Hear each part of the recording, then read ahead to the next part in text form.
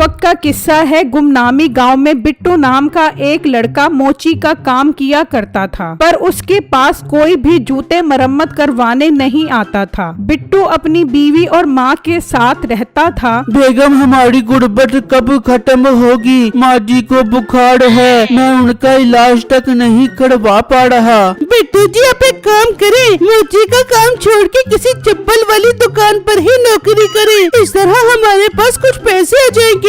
बेगम, आप ठीक कह रही हो, मैं कल जाता हूँ किसी के पास नौकरी मांगने के लिए। जबकि उसी गांव में मीठे नाम का लड़का अपनी बीवी नसीबो कैंची के साथ रहता था। जब रात होती वो गांव जाते और लोगों की गाय चोरी करके जंगल में ले आते। बेगम, अगर हम इसी तरह गांव वालों की गाय चोरी करते रहे तो हम तो इन सब गायों को बेचकर बहुत अमीर हो जाएंगे। हाँ मीठे, मेरी जान की टोटे, तू ठीक बोल रहे। हम तो सच में बहुत अमीर कबीर हो जाएंगे। फिर अगला दिन होता है। गांव के लोग गाय की चोरी होने पर बहुत परेशान हो रहे होते हैं, जबकि दूसरी तरफ बिट्टू काम की तलाश में घर से निकलता है और एक चप्पल वाली दुकान पर आ जाता है। जी भाई, आपको किस किस्म की चप्पल चाहिए? मेरे पास चप्पल की सारी वैरायटी मौजूद है। भाई, मैं यहाँ चप्पल खरीदने नहीं, मैं तो आपके पास काम मांगने आया हूँ। मेरे घर के हालात बहुत खराब है, उड़ाड़ा मुझे अपने पास काम पर रख लो।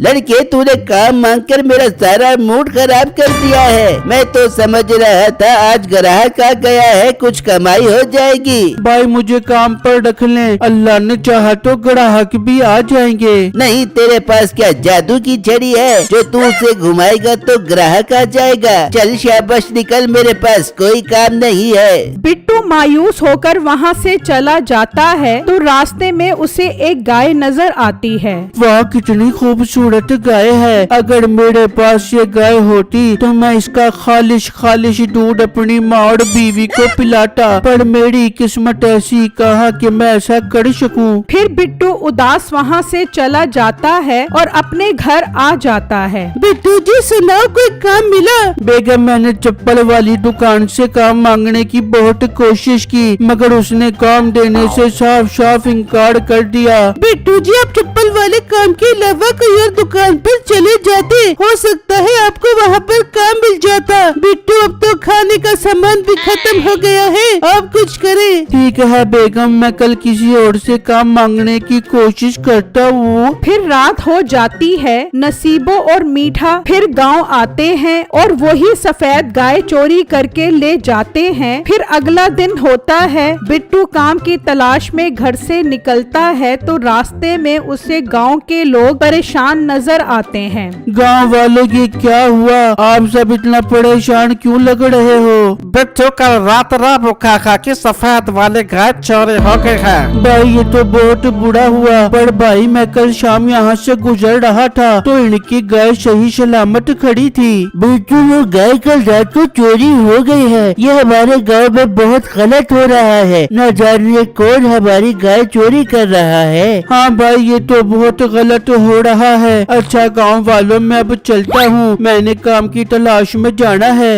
ये कहकर बिट्टू वहाँ से चला जाता है तो गांव वाले कहते हैं, अब हम सबको एक होकर चोर पर नजर रखनी पड़ेगी ताकि हम उसे पकड़ सके। जबकि दूसरी तरफ बिट्टू एक परचून की दुकान पर आता है। भाई, मैं बहुत मजबूर होकर आपके पास आया हूँ, मैंने आपसे गुजारिश करनी थी। आप भाई साहब साहब बोलो, क्या कहना चाह रहे हो? भाई, मैं एक मोची हूँ, पर मेरा काम बिल्कुल नहीं चल रहा। मैंने सोचा मोची का काम छोड़कर कहीं नौकरी कर लूँ। क्या आपके पास मुझे मुलाजमत मिल सकती है? भाई, मेरा काम खुद ठीक नहीं चल रहा है तो मैं तुम्हें रखकर पैसे कहाँ से दूंगा? तुम एक काम करो, कहीं और काम तलाश करो, मेरे पास तुम्हें कोई काम नहीं मिल सकता।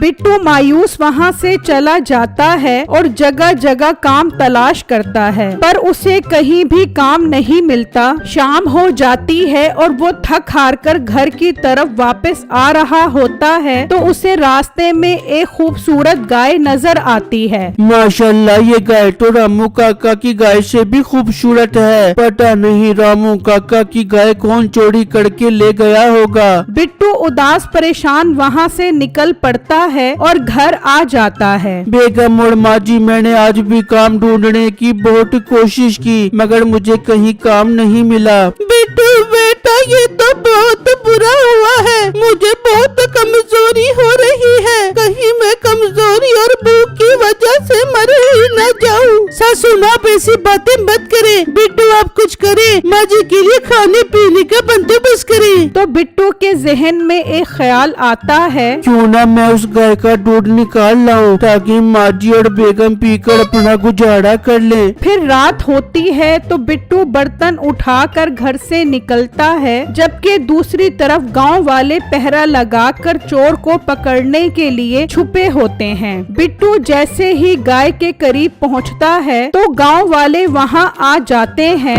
अच्छा तो बिट्टू तू चोर है, तू ही गाँव वालों की गाय चोरी करता है। वो नहीं भाई, मेरे घर में मेरी माँ और बीवी भूखे हैं। मैं तो बस उनके लिए दूध निकालने आया था। वो अपनी बहस कर रहे होते हैं, तभी गांव का चौधरी भी वहां आ जाता है। चौधरी साहब, हमने चोर पकड़ लिया है, यही गाय चोरी करता है। अच्छा, अगर ये चोर है तो अभी अभी कालू की गाय भी चोरी हुई है, पर ये तो यहाँ है। फिर कालू की गाय किसने चोरी की है? चौधरी साहब, इसका मतलब बिट्टू चोर नहीं। हाँ, बिट्टू चोर नहीं है, चोर कोई और ही है। हमें कालू के पास जाकर सारा माजरा सुनना होगा। फिर वो सब कालू के पास आ जाते हैं। कालू, ये बता, जब तेरी गाय चोरी हुई तो तूने चोर को जाते हुए देखा था? चौधरी साहब, मैं उस टाइम सो रहा था। जब बाहर आके देखा तो चोर मेरी गाय ले जा चुका था। फिर मैंने पुलिस को बुलवा लिया, अब वही चोर को पकड़ेंगे।